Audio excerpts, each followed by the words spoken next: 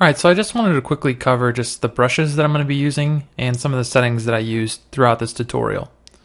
So I actually use just a pack of brushes called Blur's Good Brushes, and you can find them online for free. You just have to do a little bit of searching. But the one I use a lot is this Blur Good Brush 2. It's my standard kind of painting brush, so it has a little bit of opacity on it. And if at any time I want to tweak the settings, we can hit F5 and bring up this brush palette window here. And inside here, what I can do is I can turn the pen pressure on and off. So at times if I want to paint like a really solid line, I can just turn the opacity off or turn the entire transfer off. And now I'm going to get 100% just pure color coming down, but in a pretty constant and considerate way.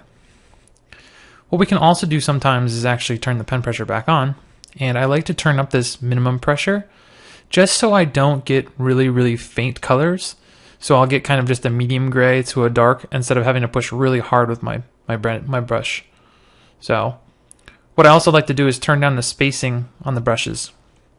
As you can see, the other brush, when I didn't change the spacing, has a little bit more of a stair-step look, and we can actually kind of see the individual kind of circles that's being formed. With our spacing pushed down as low as we can, we'll get a much smoother stroke. Now, if your computer can't run this, then turn it up a little bit higher, but I prefer to keep my kind of stroke and my intensity down as low as I can get it. The other brush I use a lot is just the standard Airbrush. So this is really great for soft shadows and other kind of simple designs. So if we need to cast a shadow on something, we can kind of come in and just paint it, and then paint away the extra areas that we don't need. So if I wanted a really soft kind of shadow, I'm really just using these two brushes through the entire video series. Another tool I use a lot in the kind of the thumbnail stage and kind of concepting is I use the Smudge tool.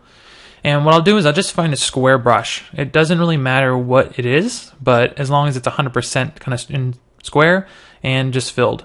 So what we can do with this is we can set the strength up here at the top to 100%. And this allows us just to kind of push and skew different parts of the kind of the model around.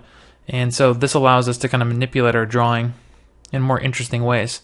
So what I also want to do is turn off the transfer, and I also want to turn the spacing all the way up as well on this. And you'll see we'll get much cleaner results. And this allows us, especially when we're doing hard surface to work, to get really interesting results. So we can get in here and kind of push details around or kind of move them, do all kinds of interesting shapes with them. So this is really great when we start working with hard surface, and we'll be using this technique more in the thumbnails video. We can even adjust the angle of this brush to kind of push things in different ways. So we can get different results just by spinning the brush. So this is pretty helpful just to kind of mix it up and see what we can get. So I hope that helps a little bit with that. And finally, the eraser I use is just the same as my one main painting brush. It's just the Blur Brush 2. So when we use this, I just use it with either opacity on. And again, we can turn that off with the brush palette by going to hitting F5 on our keyboard and just turning transfer off. So if ever there's a time where we need to just get in here and really erase something solid, we can just come in to the brush palette, turn it off, and we should be in a pretty good spot. So I hope this explains a little bit about the brushes we're going to be using and the techniques.